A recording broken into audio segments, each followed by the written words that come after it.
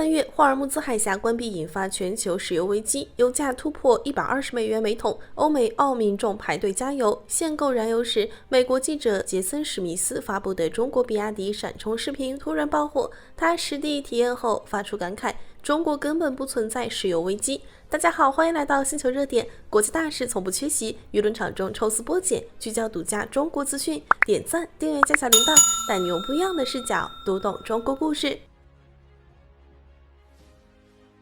2026年3月，霍爾木茲海峽徹底卡住全球能源命脈。這條最窄處僅有40公里的關鍵水道被關閉之後，全球20%的石油運輸、18%的液化天然氣貿易通道隨之中斷，區域航運量驟降95%，超過350艘油輪被迫滯留海上。國際能源署公布的數據顯示，全球石油市場每日供應量缺口高達800萬桶，布倫特原油價格突破120美元每桶。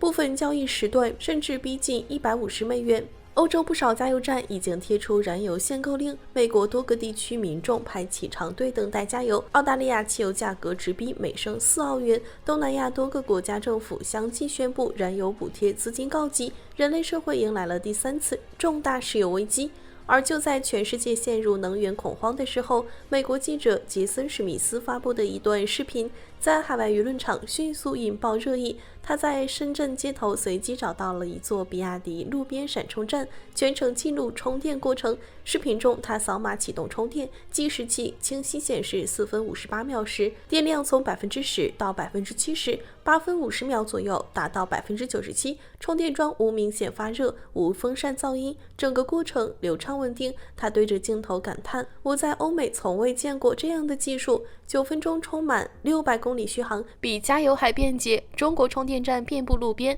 部分還搭配太陽能板自己供電，完全不受石油供應影響。”對比澳大利亞汽油價格逼近4澳元每升，民眾恐慌搶購的場景，他直言中國早已駛向未來，而西方國家還在燃油時代掙扎。這段視頻發布後迅速發酵，全球各地記者也紛紛前往中國實地跟進驗證。德國汽車發動機與運動雜誌記者在哈爾濱進行極寒環境測試，一輛在零下20°C環境中冷凍24小時的車輛，電量從20%充至97%，僅用時12分鐘。他用不可思議來形容測試結果，同時坦言這項技術給德系車企帶來了巨大競爭壓力。彭博社記者則實地走訪比亞迪閃充站，並完成調研後報道稱，這是全球量產動力電池領域實現的最快充電記錄，徹底打破了燃油車在補能效能上的最後一項優勢。中國新能源技術的迭代速度已經領先歐美1到2代。紐約時報在頭版評論中也指出，比亞迪閃充不只是簡單的性能參數優化，而是從根本上顛覆了電動汽車的使用邏輯，徹底解決了消費者的續航焦慮問題。對於這些報道，初期海外的質疑聲也是源源不斷。定居澳洲的英籍工程師兼律師蓋伊率先發難，他發布視頻稱，1000千瓦功率相當於500台3P空調同時運行，電網會瞬間崩潰。比亞迪閃充是騙局。不少海外網友也跟着附和，認為中國技術靠炒作，5分鐘充電違背物理常識，只有理想條件才能實現，但很快被現實打臉。比亞迪閃充站採用儲充一體技術，配備大型儲能櫃，相當於電力充電寶，不直接依賴電網高峰供電。截至3月底，已建成5000座，隨時可公開測試。有網友實地體驗後留言：“我親自充過，9分鐘滿電出發。”那些質疑者應該來中國看看，別活在自己的認知裡。於是沒多久，海外網友的評價呈現兩極反轉。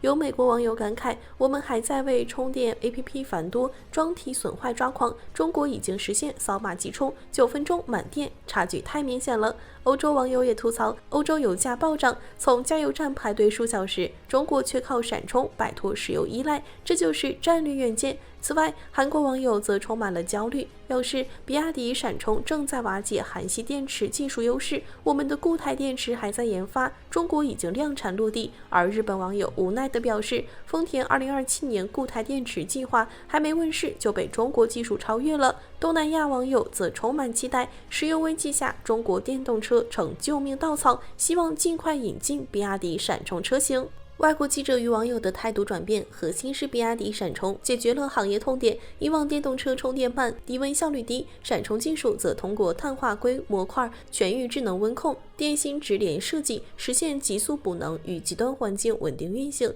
更關鍵的是，全產業鏈自主可控，從電池、電機到芯片、充電樁，核心技術100%自研，成本控制能力突出。對比海外車企350千瓦快充、半小時以上充電的市場，比亞迪閃充真正形成了代際優勢。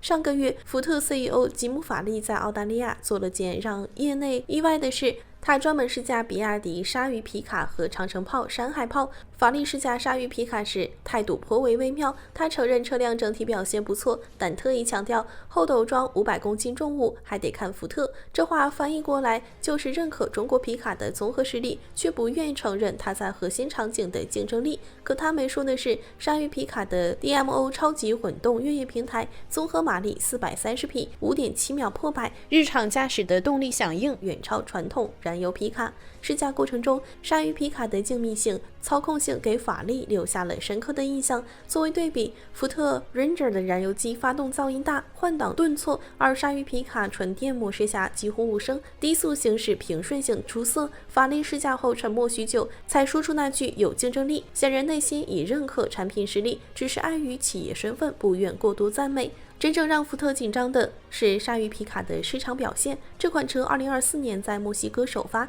定價約41.6萬元人民幣，上市後供不應求，甚至需要加價提車。2025年前4個月，鯊魚皮卡墨西哥銷量達1.86萬輛，當地政府直接採購2000輛用於邊境安防、野外執法等高強度場景，直接替換美系燃油皮卡。墨西哥消費者用真金白銀投票，讓隔壁的美國車企坐立難安。於是法利試駕回國後，立即安排工程師團隊全面拆解鯊魚皮卡，從底盤結構、電池布局到電控系統、零部件供應鏈逐一研究分析。工程師團隊原本以為能找到成本虛高、技術拼湊的問題，可拆解結果讓他們意外，整車技術成熟度高，全產業鏈整合能力遠超預期。鯊魚皮卡基於 DMO 超級混動越野平台打造，採用 CTC 電池底盤一體化技術，刀片電池與車身結構深度融合，既提升空間利用率，又增強車身剛性。拆解後發現，車輛3電系統核心零部件均為比亞迪自研自產，從碳化硅功率模塊、整車控制器到刀片電池，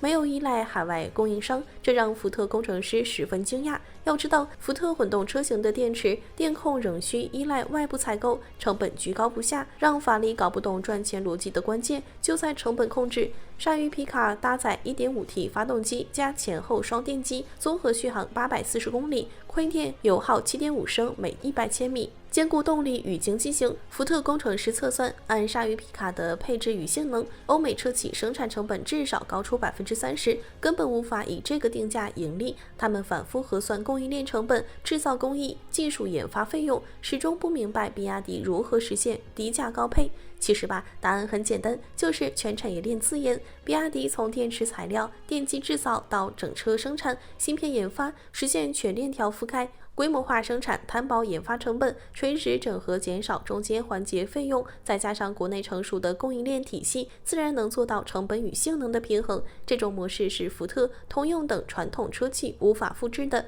鯊魚皮卡拆解報告出爐後，福特內部態度也出現了明顯轉變。法利不再糾結重載能力，轉而關注技術差距與市場威脅。他在內部會議上坦言，鯊魚皮卡適合大量非重載用戶，會直接分流福特 Ranger 的潛在客戶。更讓他焦慮的是，比亞迪已形成完整的皮卡產品矩陣，鯊魚只是先遣隊，後續還有純電皮卡、全尺寸混動皮卡等車型規劃。30年前，中國汽車工業剛起步，大眾、福特、通用進入中國市場，要求合資、控股、共享技術，用中國市場換取發動機、變速箱等核心技術。那時候，中國車企沒有技術話語權，只能被動接受條件，一步步學習燃油車製造工藝。30年過去，局勢完全逆轉。2025年，比亞迪全球銷量460萬輛，超越福特的439.5萬輛，海外銷量突破100萬輛，同比增長145%。福特當年賺得盆滿缽滿